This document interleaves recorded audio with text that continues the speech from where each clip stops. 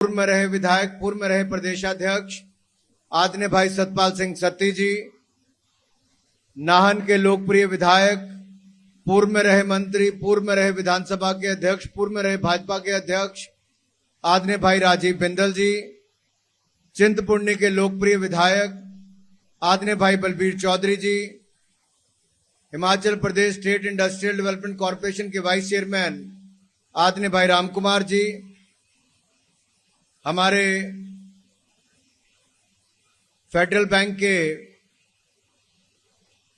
यहां पर उपस्थित estate business head Shri Kamal चुग जी, यूनाइटेड फॉस्फोरस लिमिटेड के निर्देशक मेरे मित्र भाई विक्रम श्रॉफ जी, माता मंगला जी का आशीर्वाद और बाबा भोले जी का, महाराज जी का आशीर्वाद सदा मिलता रहा, उनका प्रतिनिधित्व कर रहे भाई सैनी जी, हमारे जिलाधीश महोदय, एसपी महोदय, सभी सम्माननीय अधिकारीगण, प्रयास संस्था के माननीय विजय भंडारी जी, अवनीश परमार जी, देश के अलग अलग कोनों से आए हुए सभी डॉक्टर साहिबान, यहां पर उपस्थित सभी चुने हुए प्रतिनिधि, आदरणीयों के मेरे सभी भाई और बहनों और मीडिया से आए हुए मेरे प्रिय मित्रों, मैं सबसे पहले तो अपनी ओर से और प्रयास संस्था के सभी अधिकारियों की ओर से माननीय गवर्नर महोदय का अपने जिला हमीरपुर ऊना में बहुत बहुत स्वागत और अभिनंदन आप सबकी ओर से करता हूं।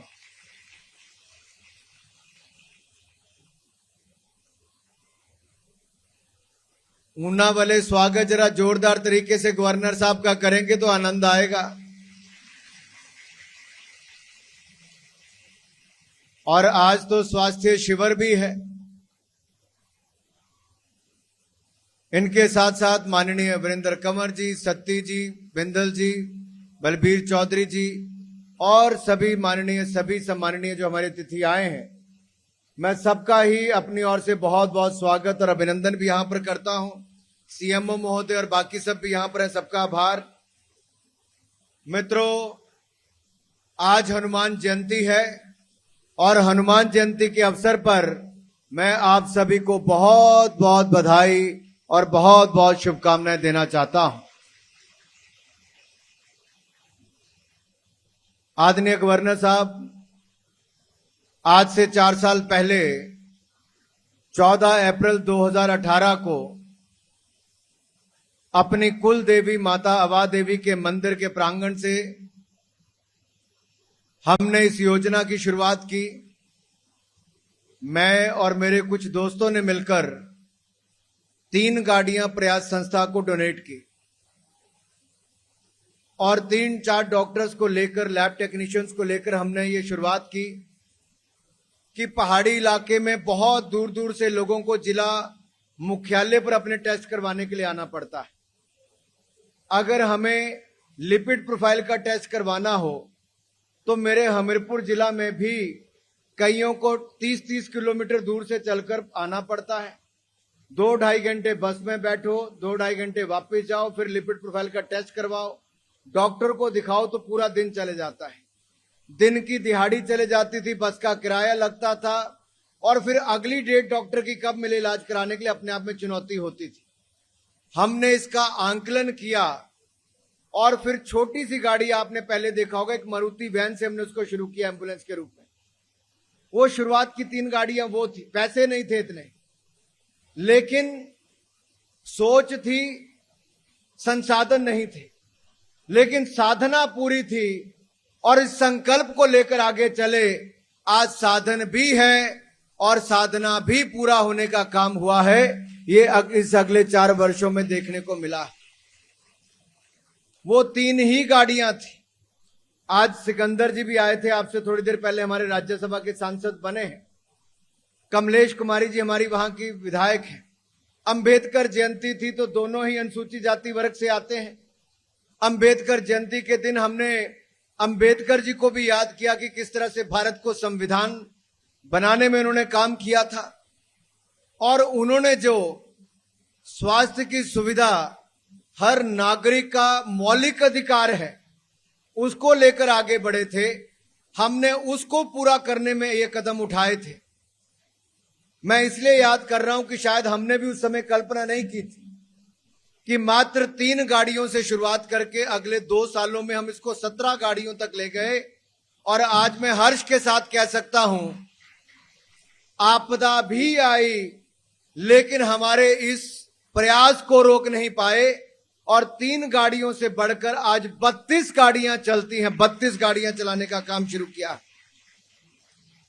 एक जिले से इसकी शुरुआत की थी, आज 7 जिलों में गाड़ियां चलती हैं। 23 विधानसभा क्षेत्र के लगभग 27 ब्लॉक में ये गाड़ियां चलती हैं। 1350 पंचायतों के 6400 गांव तक पहुंचने का हमने काम किया है। और आज चौथी वर्षगांठ पर आपके कर कमलों से 4 नए विधानसभा क्षेत्रों को और 3 जिलों में गाड़ियां हम और देने जा रहे हैं। उसके लिए भी मैं आपका बहुत बहुत आभार प्रकट करता हूं। आपके आने से हमें और बल मिलेगा, मार्गदर्शन मिलेगा। लेकिन मैं इतना जरूर कहना चाहता हूं कि जैसा मैंने पहले कहा कि स्वास्थ्य सुविधा प्रत्येक नागरिक के लिए मौलिक अधिकार भी है, जरूरत भी है। और डॉक्टरों की उपलब्धता कम होना, सुविधाएं कम होना, दूर दराज इलाकों से स्वास्थ्य सुविधाओं की पूर्ति करने के लिए जिला मुख्यालय पर आना, ये अपने आप में एक बहुत बड़ी चुनौती थी। लेकिन हमने उसको पार करने का काम भी किया है। इसमें जो 40 टेस्ट होते हैं उसमें लिपिड प्रोफाइल से लेकर हम LFT, KFT, sugar, hepatitis B, hepatitis C से लेकर बाकी टेस्ट भी करते हैं। ट्यूबरक्लोसिस एक बहुत बड़ी समस्या देश के लिए है। दुनिया भर के 27% मरीज भारत में है, यानी कि दुनिया भर का 1/4 हिस्सा हिंदुस्तान में ट्यूबरक्लोसिस का है। और टीबी की बीमारी एक अपने आप में टैबू के रूप में ली जाती है। उससे समाज में एक भ्रम है कि जिसको टीबी है उसके पास नहीं जाना। लेकिन ये किन कारणों से होता है इसकी जानकारी का अभाव भी है। हम इसकी जांच करने की शुरुआत भी की और मैं तो ट्यूबरक्लोसिस पे देश भर में काफी काम करता रहा। इंटरनेशनल कॉन्फ्रेंसेस मैंने करवाने का काम किया। जो ग्लोबल फंड जिनीवा में है उसने ट्यूबरक्लोसिस का ग्लोबल चैंपियन के रूप में हिंदुस्तान से मुझे चुना था ताकि दुनिया भर में और भारत भर में उसका एक अवेयरनेस कैंपेन चला सकूं। मोदी जी ने इसको 2025 तक समाप्त करने की भारत में एक लक्ष्य रखा है। हिमाचल प्रदेश ने 2021 का लक्ष्य रखा था, लेकिन हम 2022 में हैं। अभी तक हमारा ट्यूबरक्लोसिस यहां पर खत्म नहीं हुए हैं क्योंकि बीच में 2 साल कोविड के भी आए। हम सबको रुकना पड़ा, प्राथमिकता कहीं और चले गई। मेरा सभी डॉक्टर से और बाकी समाज के लोगों से निवेदन रहेगा, टीबी को लेकर भी हम अवेयरनेस यहां पर करना शुरू करें ताकि लोगों को जागरूकता हो और हम इससे लोगों को मुक्ति भी दिला सकें। दूसरा काम जो ब्रेस्ट कैंसर है, ये बहुत तेजी के साथ बढ़ रहा है। अधिकतर महिलाओं में अगर आप देश और दुनिया भर के ट्रेंड देखेंगे, ब्रेस्ट कैंसर की शिकार बहुत सारी महिलाएं हो रही। लेकिन मैमोग्राफी की सुविधा मेरे संसदीय क्षेत्र के किसी जिले में नहीं, ना हमीरपुर में है, ना ऊना में है, ना बिलासपुर में है। किसी को भी यहां से चेक कराने के लिए जाना पड़ता है तो शिमला जाना पड़ता है। तो महिलाओं को अगर जांच भी करवानी हो तब भी शिमला जाना पड़ता है।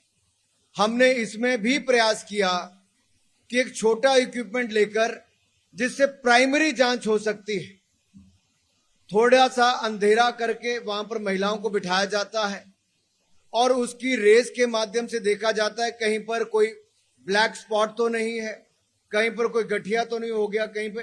तो उससे उसको फिर हम बताते हैं कि आपको अब मैमोग्राफी की जांच के लिए जाना चाहिए। आपको जानकर हैरानी होगी और एक तरह से ये सुखद अनुभव भी है कि हमने जब ब्रेस्ट कैंसर की जांच करने की शुरुआत की और वो केवल प्राथमिक जांच थी, उसमें जो हमने महिलाओं की जांच की, जो पहली 3 महिलाएं निकली, जब वो अपना मैमोग्राफी टेस्ट कराने गई तो तीनों को ब्रेस्ट कैंसर निकला और समय पर उनको हमने चिन्हित कर लिया था, जांच कर ली थी। तो आज वो सारी बहनें ठीक भी हो गई हैं और अब स्वस्थ होकर अपना जीवन व्यतीत कर रहे हैं। आज इसकी 34वीं वर्षगांठ पर मैं कहना चाहता हूं कि हम मई महीने के 15 दिन, ये 30 की 30 गाड़ियों को 15 दिन केवल और केवल महिलाओं की जांच के लिए समर्पित करेंगे, जिसमें ब्रेस्ट कैंसर की जांच भी होगी। और महिलाओं को जिन बीमारियों से जूझना पड़ता है, मैं तो कहूंगा 15 दिन क्या, पूरा मई का महीना महिलाओं के लिए समर्पित कर दिया जाएगा और महिलाओं के लिए जांच करने के लिए पूरा मई का महीना किया जाएगा। और हम महिला विशेषज्ञ डॉक्टरों को भी लेकर आएंगे ताकि महिला डॉक्टर्स वहां पर उपलब्ध हो, महिलाएं आगे बढ़कर आए। जिस तरह से हमारी आशा वर्कर हो, आंगनवाड़ी वर्कर्स हो, उन्होंने बहुत बड़ा काम आपदा के समय में किया है। प्रयास सोसाइटी के माध्यम से इनके डॉक्टर्स ने, लैब टेक्नीशियंस ने, नर्सेस ने, सभी ने अपने घरों में कोई नहीं बैठा, पीपी किट पहनकर जनता के बीच में जाकर काम करने का काम किया है। मैं प्रयास की सारी डॉक्टर्स और सारी टीम का बहुत बहुत आभार उसके लिए प्रकट करता हूं, बहुत बहुत धन्यवाद करना चाहता हूं। ये जिन बच्चों की तालियां, ओ मेरे भाई, ये जिसकी गाल पकड़ रखी है चश्मे वाले की, हां, जिसने खांसी करते हुए हाथ आगे रखा, जरा खड़े हो जाओ भाई, खड़े हो जाओ, बहुत स्मार्ट, छोटा सा गोलू मोलू, जरा खड़ा हो जाओ मेरा भाई, सिर पे हाथ रखे, हाँ यही, ये वाला ग्रुप इतनी देर से मैं देख रहा हूं गप्पे मार रहा है सारा, और ये देखा इसकी सेहत ठीक है तो साथ वाला इसके गाल पकड़ लेता है। तो मैं टीवी पे दिखाऊंगा जिसका गाल कौन कौन पकड़ रहा है। सबका ध्यान मेरी और मेरी बातों की ओर होना चाहिए, ठीक है? होगा नहीं होगा? और जिस कोने से बच्चों की आवाज आई तो समझ लो स्कूल के टीचर्स की चलती नहीं है।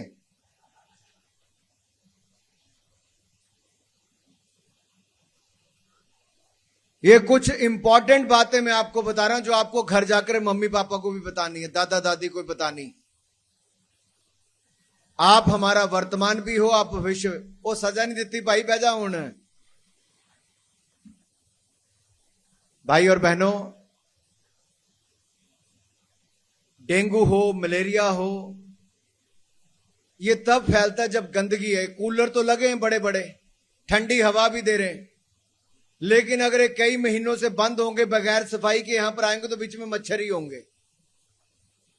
तो आपके घरों में गर्मी आ गई, कूलर से पहले पहले सफाई, पानी रुका ना हो, मच्छरों की सफाई खत्म करना वो पहले होने चाहिए, नहीं तो मच्छर आपको साफ करने के लिए चल पड़ते हैं। बातें छोटी है। टीबी क्यों होती? गंदगी के कारण होती है, गंदे वातावरण के कारण होती है।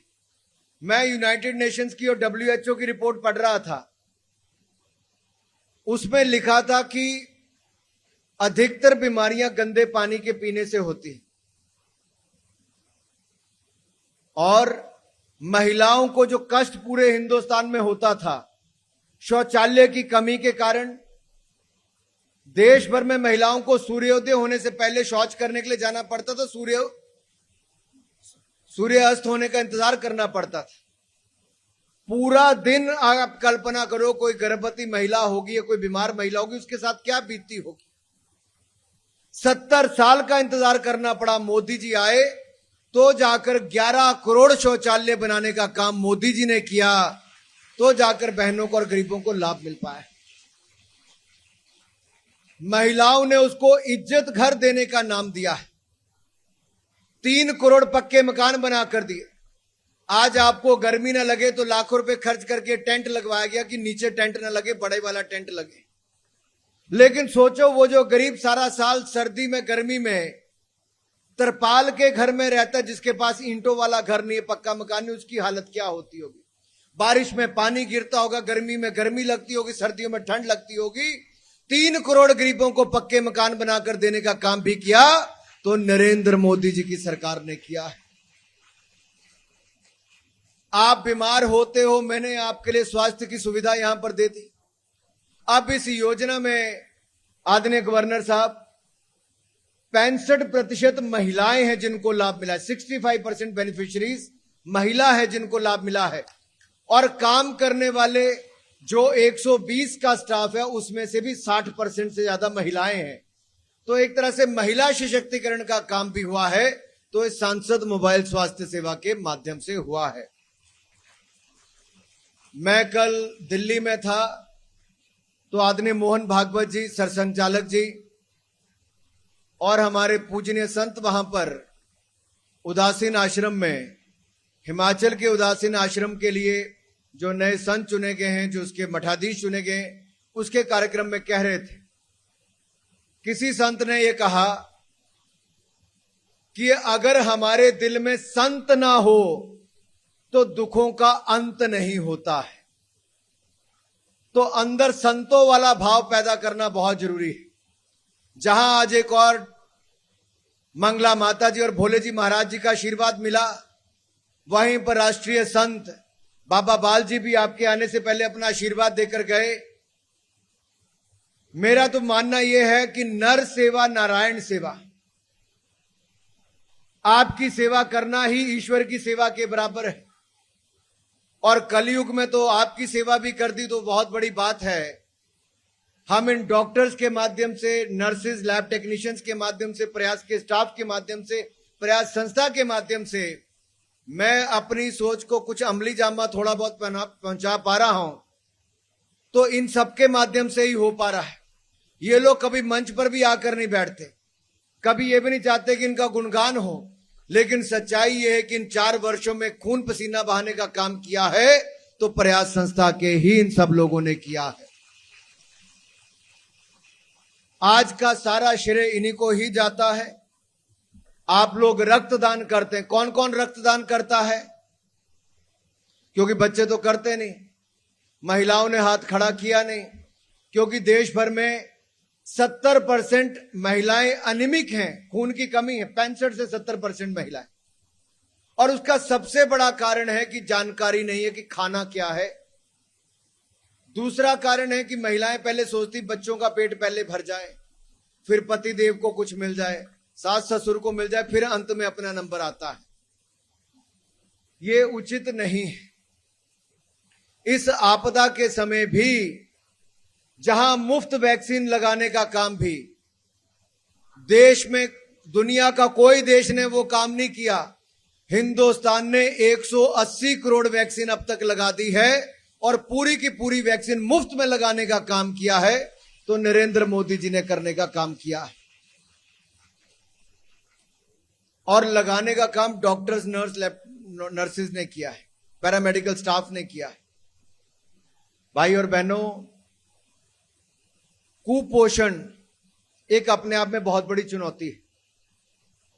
मैं जब सांसद था तो हम कुछ एमपीस ने इकट्ठे मिलकर, सुप्रिया सूले हो, सचिन पायलट हो, शाहनवाज हुसैन हो, मैं था, कलिकेश था, तो कुछ लोग और थे। यह सरकारी कार्यक्रम नहीं था। हम सांसदों ने मिलकर, हम HIV एड्स पर मैं एक अलग ग्रुप के साथ काम करता था, ट्यूबरक्लोसिस के साथ मैं अलग ग्रुप के साथ काम करता था, और कुपोषण का हमने खुद इनिशिएटिव लिया। फिर हमने एक रिपोर्ट बनाई, डॉक्टर मनमोहन सिंह जी से उसको लॉन्च करवाया, लेकिन लॉन्च के बाद भी उसको उतनी प्राथमिकता नहीं मिल पाई। 1 साल के बाद मोदी जी की सरकार बनी। मोदी जी ने कुपोषण को बड़ी गंभीरता के साथ लिया और पोषण अभियान आज देश में चला है कि देश में जिन बच्चों को, जो बच्चे कुपोषण का शिकार है, उन पे ज्यादा प्राथमिकता दी जाए। हम लोग भी हर पंचायत के, हर गांव के, हर पोलिंग बूथ पर आएंगे और हर बच्चे का जांच करेंगे कि उसकी उम्र कितनी है, हाइट कितनी, उसका वेट कितना है, ताकि जांच करें कौन से बच्चे कुपोषण का शिकार हैं। उनको हम पोषण अभियान के साथ जोड़ेंगे और अगले कुछ महीनों के अंदर बच्चों को कुपोषण मुक्त करने का काम करेंगे। हिमाचल को उस दिशा में आगे बढ़ाने का काम करेंगे, क्योंकि बच्चे हमारे वर्तमान भी हैं, भविष्य भी है। मेरे भाई और बहनों, मैं ज्यादा समय नहीं लूंगा। माननीय गवर्नर साहब को हमें सुनना है। गवर्नर साहब, हमने 220 से ज्यादा बच्चों को, ऐसे अनाथ बच्चों को भी गोद लिया है, जिनके माता पिता नहीं है, किसी के दादा दादी बहुत बुजुर्ग हैं, और हम उनको भी महीने का पैसा देने का काम करते हैं, पढ़ाई लिखाई की चिंता करते हैं। संसाधन हमारे पास बहुत नहीं थे, लेकिन बहुत सारे लोगों के पास जब गए तो थोड़ा थोड़ा कोई ना कोई देता गया और हम भी काम आगे बढ़ाते गए। मैं तो यही कहूंगा कि साधना की कमी नहीं थी तो संसाधनों की कमी भी कोई नहीं रही, साधन भी बढ़ते गए। आज जो यहां पर चुग जी बैठे हैं, कमल जी, जब मैं फेडरल बैंक के चेयरमैन से मिला, हालांकि इनका दक्षिण भारत में काम ज्यादा है, लेकिन दक्षिण भारत में ज्यादा काम होने के बावजूद भी पर्वतीय राज्य हिमाचल प्रदेश में हमारी मदद की है।